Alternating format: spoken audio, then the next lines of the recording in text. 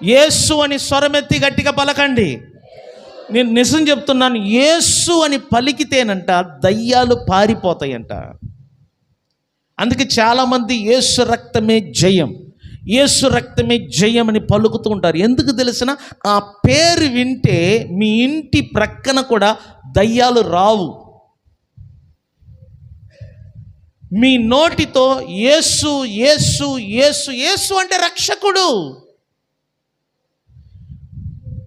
ఆ నామములో తప్ప మరి ఏ నామములో కూడా భూమి యందు కానీ, భూమి క్రింద కానీ, ఆకాశమందు కానీ ఆ నామము తప్ప మరి ఏ నామములో కూడా రక్షణ లేదు.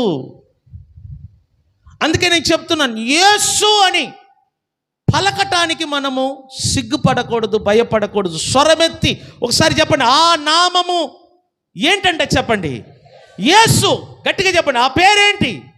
ఆ పేరేంటి?